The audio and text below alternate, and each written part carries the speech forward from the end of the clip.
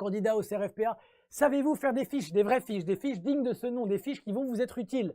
Pas des fiches simplement pour faire beau, pour vous rassurer, des fiches qui vous font perdre du temps. Non, il faut réapprendre à faire des fiches et se reposer la question des révisions efficaces si vous voulez éviter de vous trouver dans cette majorité d'étudiants qui travaillent énormément, tout l'été, toute l'année même pour le CRFPA, qui connaissent tout par cœur, qui fichent tous les polis, tous les cours, tous les programmes et qui au bout du compte échouent à l'examen car ils n'ont pas compris comment il fallait réviser, en particulier la consultation. Alors, pour vous rappeler d'abord une évidence méthodologique, une fiche, c'est un traitement personnalisé de l'information. J'insiste sur cette définition parce que c'est la condition, ce traitement personnalisé de l'information, pour que la fiche joue son rôle d'ancrage mémoriel long terme. En fait, pourquoi on fait des fiches? On fait des fiches parce que on pense, et c'est le but effectivement, qu'on va se rappeler plus longtemps de ce qu'on a écrit sur la fiche que de ce qu'on lit simplement dans un livre ou dans un poly.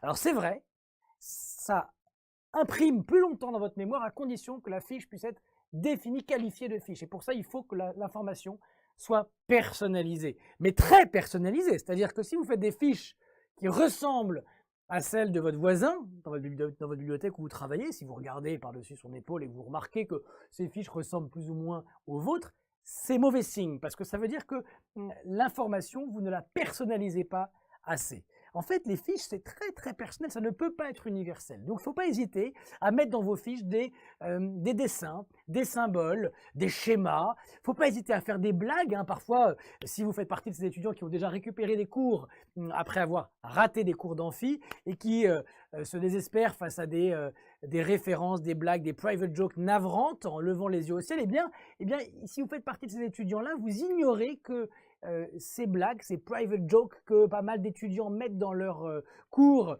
alors au moment où ils les saisissent dans l'amphi, en fait, vont leur permettre de retenir beaucoup mieux, parce que quand on apprend ces cours en se rappelant de la blague, eh bien, on n'a pas de problème pour faire remonter l'information le jour J. Ça joue son rôle de crochet mémoriel. En fait, on imprime beaucoup mieux quand il y a des anecdotes, des références qui n'appartiennent qu'à vous, des petites choses qui font que votre cours va être en fait sur mesure personnalisé. C'est pareil pour les fiches, n'hésitez pas à faire des fiches qui vous ressemblent et soyez libre de tout format, c'est la condition pour que l'information passe dans votre mémoire long terme. Donc ne vous obligez pas à faire des fiches qui ressemblent à ça, par exemple. C'est des fiches qui ne servent pas à grand chose, c'est des fiches sur lesquelles finalement vous écrivez l'essentiel de ce que vous lisez dans vos livres et dans vos polis, vous mettez un peu de couleur, vous organisez, mais en fait ça ne sert pas à grand chose, vous le faites en pilote automatique et l'information ne s'imprimera pas mieux dans votre mémoire que si simplement vous la lisiez.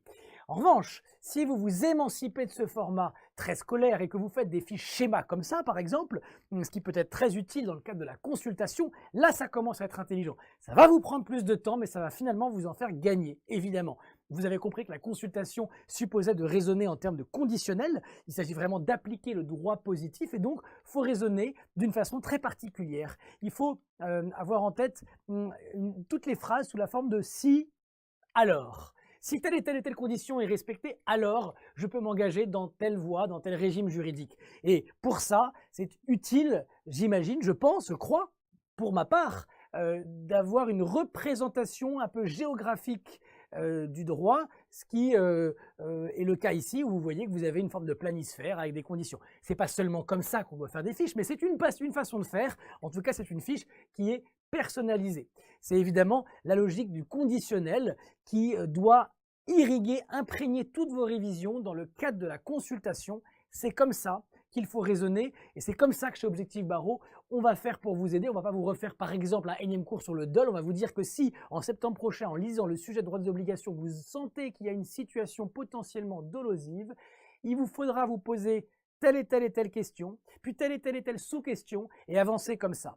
Si les conditions ne sont pas réunies, vous écarterez la piste sur laquelle vous avancez et vous irez ailleurs. Et comme ça, vous allez pouvoir vous approcher de la solution en vigueur. C'est ni plus ni moins le travail quotidien des avocats qui mettent en pratique le droit. Je vous rappelle que pour le CRFPA, le piège principal à éviter consiste à ne pas savoir appliquer vos connaissances. Vous avez pour la plupart les connaissances suffisantes quand vous vous présentez à l'examen, simplement vous ne savez pas les appliquer parce que vous n'avez pas révisé suffisamment en réfléchissant à ce qui vous attendrait en termes de sujet. Et je vous rappelle qu'on ne révise pas de la même façon un examen quand on sait par avance la forme que prendra le sujet. Vous savez que ce sera une consultation, ça doit tout changer à vos révisions.